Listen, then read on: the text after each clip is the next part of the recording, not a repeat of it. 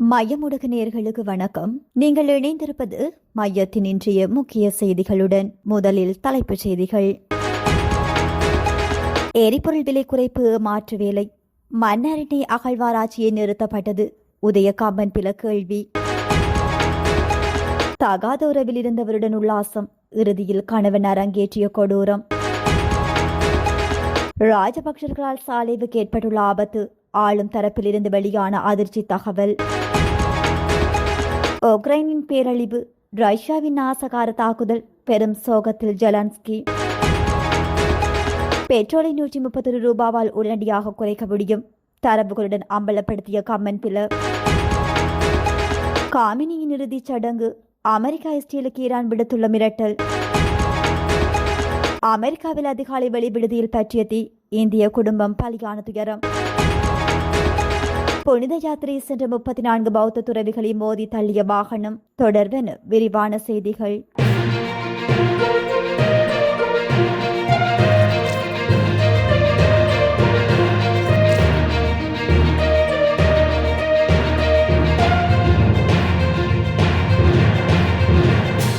பிவித்துறையில் உரிமைய கட்சியின் தலைவர் சட்டத்தரணி உதயகாமன் பில அரசாங்கத்தின் அண்மைய எரிபொருள் விலை குறைப்பை மக்களை ஏமாற்றும் நடவடிக்கை என குற்றம் சாட்டியதுடன் மன்னார்படுக்கையில் உள்ள எண்ணெய் மற்றும் இயற்கை எரிவள அகழ்வாராய்ச்சி திட்டம் ஏன் நிறுத்தப்பட்டது என்பதற்கும் அரசாங்கம் பதிலளிக்க வேண்டும் என வலியுறுத்தியுள்ளார். நேற்று பிட்டக்கோட்டையில் அமைந்துள்ள பிவித்துறைகள உரிமைய கட்சியின் தலைமையகத்தில் நடைபெற்ற செய்தியாளர் சந்திப்பில் கருத்து தெரிவித்த அவர், உலக சந்தையில் கச்சா எண்ணெய் விலை குறைந்த போதிலும் அதன் முழுமையான பயன் மக்களுக்கு வழங்கப்படவில்லை என குற்றம் சாட்டியுள்ளார். ஈரான் போர் தொடங்கிய காலத்தில் ஒரு பேரல் கச்சா எண்ணெயின் விலை 72.87 அமெரிக்க டாலராக இருந்த நிலையில் ஜூன் மாதம் 29ஆம் தேதி அது 72.55 டாலராக குறைந்திருந்ததாக குறிப்பிட்ட கமன் பில, இந்த நிலைமையில் போருக்கு முன்பிருந்த விலையிலேயோ அல்லது அதைவிட குறைவான விலையிலேயோ எரிபொருளை வழங்க அரசாங்கத்தால் முடியும் என குறிப்பிட்டுள்ளார். போருக்கு முன்பு 293 ரூபாயாக இருந்த ஒக்டேன் 92 பெட்ரோலின் விலை தற்போது 414 ரூபாயாக இருப்பதாகவும் அது மேலும் 131 ரூபாயால் குறைக்கப்பட வேண்டும் எனவும் அவர் கணக்கிட்டு காட்டியுள்ளார்.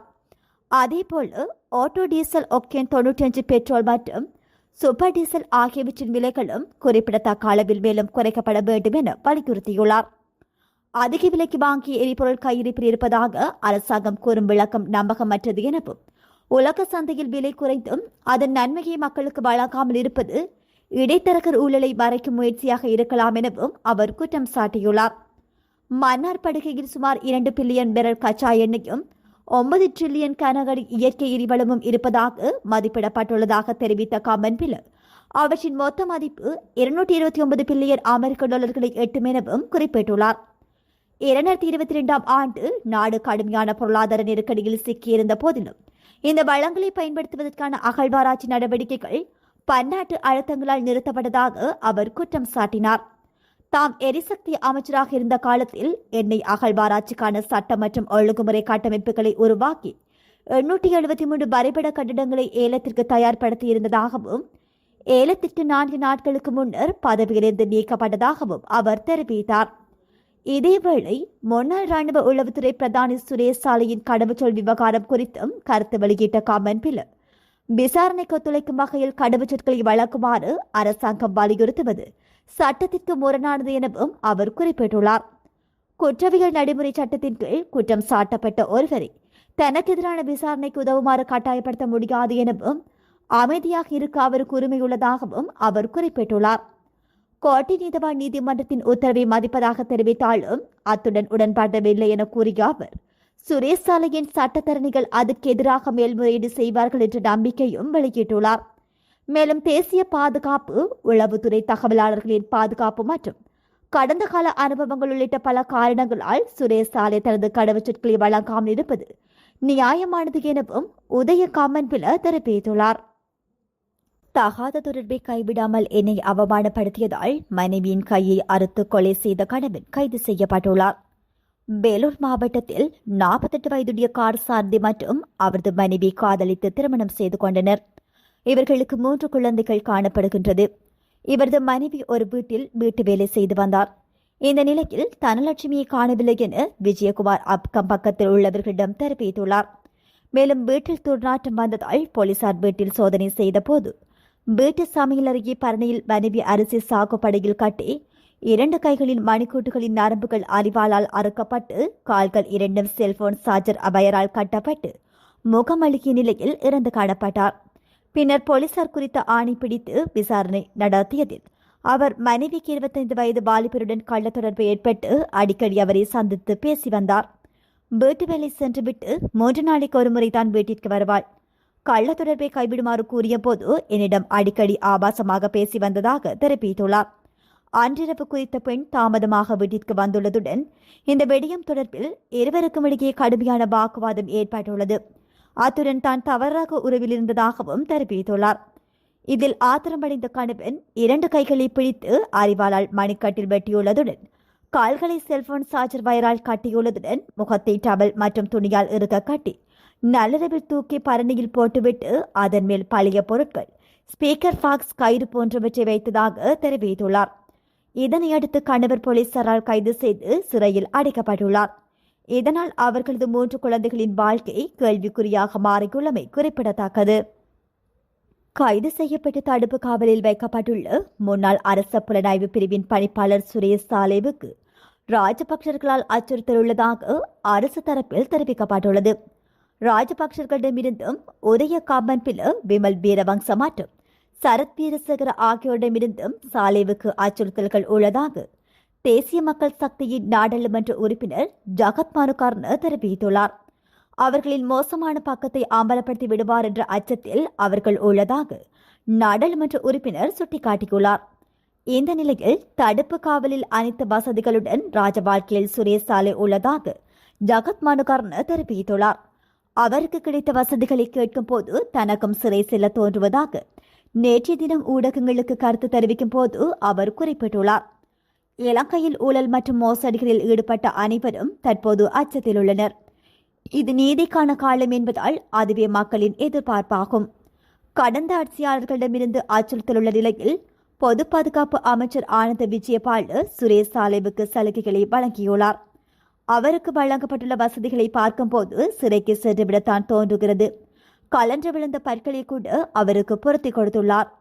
சாலைவுக்கு மூக்கு வழியாக உணவு உட்கொள்வதை நிறுத்திவிட்டு வாய் வழியாக உணவருந்த தீர்மானித்துள்ளமை மிகவும் நல்லது. அத்துடன் அந்த கடவுச்சொற்களை வழங்கிவிட்டால் நன்றாக இருக்கும் என நாடாளுமன்ற உறுப்பினர் ஜகத் மனுகர்ண மேலும் தெரிவித்துள்ளார். உக்ரைனின் தலைநகர் கீவ் மீது ரஷ்யா நடாத்திய 100கணக்கான ட்ரோன்கள் மற்றும் டஜன் கணக்கான ஏவுகணை தாக்குதல்களில் சுமார் 21 பேர் கொல்லப்பட்டுள்ளனர். மேலும் பலர் காயமடைந்துள்ளதாக சர்வதேச ஊடகங்கள் செய்தி வெளியிட்டுள்ளன. நகரின் மையப்பகுதி அதிர்ந்ததாக கூறப்படும் இந்த தாக்குதலில் சுமார் 130 கட்டிடங்களும் சேதமடைந்துள்ளதாக தெரிவிக்கப்படுகின்றது. இந்த நிலையில் நள்ளிரவில் ஆயிரக்கணக்கான பொதுமக்கள் குண்டுவெடிப்பு தங்கும் இடங்களுக்கும் நிலத்தடி மெட்ரோ நிலையங்களுக்கும் தஞ்சம் புகுந்துள்ளதாக தெரிவிக்கப்படுகின்றது. 5வது ஆண்டாக தொடரும் இந்த போரில் தலைநகரின் பெரும்பாலான பகுதிகளில் இவ்வளவு பெரிய அளவிலான அழிவு ஏற்பட்டது இதுவே முதல் முறை எனவும் தெரிவிக்கப்படுகின்றது. இதன்போது ஒரே இரவில் ரஷ்யா 74 ஏவுகணைகளையும் 496 ட்ரோன்களையும் ஏவியதாக உக்ரைனிய விமானப்படை தெரிவித்துள்ளது. இதில் பாலிஸ்டிக் ஏவுகணைகளின் எண்ணிக்கை வழக்கத்திற்கு மாறாக அதிகமாக இருந்தாலும் உக்ரைனிடம் பேட்ரியாட் ஏவுகணைகளின் பற்றாக்குறை நிலவுவதாலும் அவற்றை இடைமறித்து அளிக்கும் வீதம் மிகவும் குறைவாகவே இருந்தது எனவும் தெரிவிக்கப்பட்டுள்ளது. இந்த தாக்குதலை தொடர்ந்து தனது அயர்லாந்து பயணத்தை பாதியிலேயே முடித்துக் கொண்டு அவசரமாக திரும்பிய உக்ரைன் ஜனாதிபதி வோலோடிமிர் ஜெலன்ஸ்கி கடுமையாக சேதமடைந்த 9 மாடு குடியிருப்பு பகுதியை நேரில் சென்று பார்வையிட்டுள்ளார். இந்த நிலையில் நட்பு நாடுகள் தங்களுக்கு வாக்குறுதி அளித்து வான் பாதுகாப்பு ஆயுதங்களை உரிய நேரத்தில் வழங்க தவறியதே இந்த உயிர் சேதங்களுக்கும் அழிவுகளுக்கும் காரணம் என அவர் குற்றம் சாட்டியுள்ளார். அரசாங்கத்தின் அண்மைய எரிபொருள் விலை குறைப்பு மக்களை ஏமாற்றும் நடவடிக்கை என பெபுத்திரகல உரிமைய கட்சியின் தலைவர் சட்டத்தரணி உதய கம்மன்பில குற்றம் சாட்டியுள்ளார். மன்னார்படுகையில் உள்ள எண்ணெய் மற்றும் இயற்கை எரிவள அகழ்வாராய்ச்சி திட்டம் ஏன் நிறுத்தப்பட்டது என்பதற்கும் அரசாங்கம் பதிலளிக்க வேண்டும் என அவர் வலியுறுத்தியுள்ளார். 2026 பிப்ரவரி மாதம் 28 அன்று ஈரான் போர் தொடங்கும் போது கச்சா எண்ணெய் பேரல் ஒன்றின் விலை $72.87 காணப்பட்டது. ஜூன் மாதம் 29ஆம் தேதி அன்று இலங்கையில் எரிபொருள் விலை மாற்றப்பட்ட போது அதன் விலை 72.55 டாலராக குறைவடைந்துள்ளது. உலக சந்தையில் விலை குறைந்துள்ளதால் அரசால் போருக்கு முந்தைய விலையிலேயோ அல்லது அதைவிட குறைவான விலையிலேயோ எரிபொருளை வழங்க முடியும். போருக்கு முன்னர் 293 ரூபாவாக இருந்த ஆக்டேன் 92 பெட்ரோல் லீட்டர் ஒன்றின் விலை தற்போது 20 ரூபாய் குறைக்கப்பட்டு 414 ரூபாவுக்கு விநியோகிக்கப்படுகின்றது. இது இன்னும் 131 ரூபாவால் குறைக்கப்பட வேண்டும்.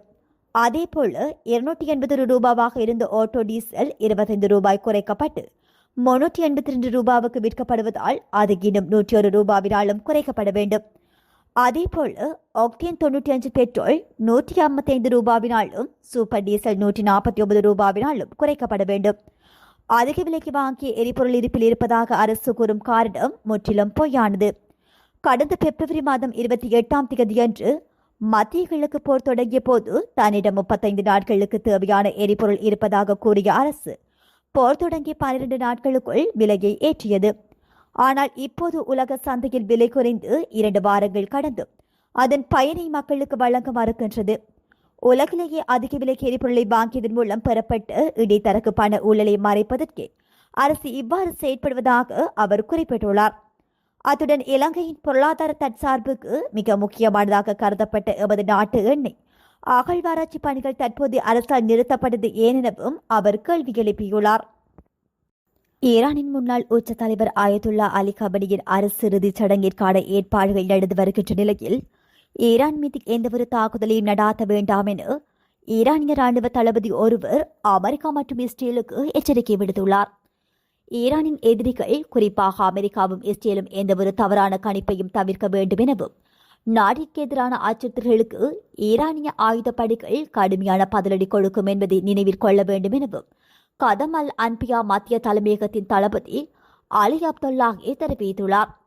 கொல்லப்பட்ட முன்னாள் உச்ச தலைவர் கமனிக்கான இறுதி ஊர்வலங்கள் ஜூலை மாதம் 4ஆம் தேதி அன்று தெஹ்ரானில் தொடங்கி ஜூலை மாதம் 9 அன்று அவரது சொந்த ஊரான மஸ்கத்தில் நல்லடக்கத்துடன் நிறைவடைய உள்ளன. இந்த நிலையில் இடைப்பட்ட நாட்களில் கோம் மற்றும் ஈராக்கிலும் இதற்கான சிறப்பு சடங்குகள் திட்டமிடப்பட்டுள்ளதாக தெரிய வருகின்றது. இதற்கிடையில் ஈரானின் தற்போதைய உச்ச தலைவர் மொஜ்தபா காமனி குறிவைக்கப்பட்டுள்ளதாக இஸ்ரேலிய பாதுகாப்பு அமைச்சர் இஸ்ரேல் கட்ஸ் தெரிவித்ததை தொடர்ந்து தங்களின் மக்கள் அல்லது தலைமைக்கு எதிரான எந்தவொரு அச்சுறுத்தல்களுக்கும் ஈரான் உடனடி மற்றும் சக்தி வாய்ந்த பதிலடி கொடுக்கும் என்று அந்நாட்டின் வெளியுறவு அமைச்சர் அப்பாஸ் ஆராக்சி எச்சரித்துள்ளார். மேலும் இந்த இறுதி சடங்கு காலத்தில் நாடு முழுவதும் பாதுகாப்பு நடவடிக்கைகள் பலப்படுத்தப்பட்டுள்ளதோடு தெஹ்ரான் மற்றும் மஹத் உள்ளிட்ட பல முக்கிய நகரங்களின் வான்வெளிகளில் தற்காலிக கட்டுப்பாடுகள் விதிக்கப்படும் என ஈரானின் சிவில் விமான போக்குவரத்து அமைப்பு அறிவித்துள்ளது. அமெரிக்காவின் விடுதியொன்றில் நேற்று அதிகாலை வெளிப்பற்றிய தீ விபத்தினால் இந்தியாவின் குஜராத் மாநிலத்தைச் சேர்ந்த கணவன் மனைவி மற்றும் அவர்களது மகள் உயிரிழந்த சம்பவம் பெரும் துயரத்தை ஏற்படுத்தியுள்ளது. குஜராத்தின் கேடா மாவட்டத்தின் நதியாத் பகுதியைச் சேர்ந்த ஹிதேஷ்பாய் சுதர், இவரது மனைவி ஹினா பெண், இவர்களது மகளான இஷானி ஆகிய மூவருமே உயிரிழந்துள்ளனர். தீ பற்றியவுடன் விடுதி ஊழியர்களிடம் உதவி கேட்டனர். அவர்களை குளியல் அறையில் சென்று பதுங்குவதுடன் தண்ணீரை நிறுத்தும்படி கூறினர். அவர்களும் அங்கே பதுங்கினர். தீயை அணைத்த பிறகு மீட்புப் படையினர் அங்கு சென்றபோது மூவரும் மூச்சு திணறி உயிரிழந்தது தெரிய வந்துள்ளது. இதனை அறிந்த உறவினர்கள் சோகத்தில் ஆழ்ந்துள்ளமை குறிப்பிடத்தக்கது. தாய்லாந்தின் முத்தஹான் மாகாணத்தில் ராத்திரியாக நடந்து சென்ற புத்த துறவிகள் குழுவின் மீது வாகனம் மோதி இடம்பெற்ற விபத்தில் 8 துறவிகள் உயிரிழந்ததோடு 18 பேர் காயமடைந்தனர். காலை யாத்திரையாக நடந்து சென்ற புத்த துறவிகள் குழுவின் மீதே நேற்றைய தினம் இந்த விபத்து இடம்பெற்றுள்ளது. ஒபோன் ராட்சத்தானி மாகாணத்தில் நாம்குன் மாவட்டத்திலிருந்து வந்த 34 துறவிகள் வாட்ரோய்பிரா புத்தாத்பூ மனோராம் கோவிலில் உணவருந்திய பின்னர் டான்தான் மாவட்டத்தை நோக்கி நடைப்பயணம் மேற்கொண்டிருந்தனர். அப்போது நாசி நுவான் கிராமம் அருகே இந்த விபத்து ஏற்பட்டதாக அந்நாட்டு ஊடகங்கள் செய்தி வெளியிட்டுள்ளன. 11 வயது சிறுவன் தனது தந்தையின் வாகனத்தை அனுமதியின்றி எடுத்துச் சென்றதாகவும் வாகனம் கட்டுப்பாட்டை இழந்து துறவிகள் மீது மோதியதாகவும் அந்நாட்டு காவல்துறை தெரிவித்துள்ளது. சம்பவ இடத்திலேயே 5 துறவிகள் உயிரிழந்ததாகவும் மேலும் 3 பேர் மருத்துவமனையில் சிகிச்சை பலனின்றி உயிரிழந்தனர் எனவும் காவல்துறையினர் தெரிவித்துள்ளனர். இத்துடன் மையத்தின் இன்றைய முக்கிய செய்திகள் நிறைவு பெறுகின்றன. நன்றி.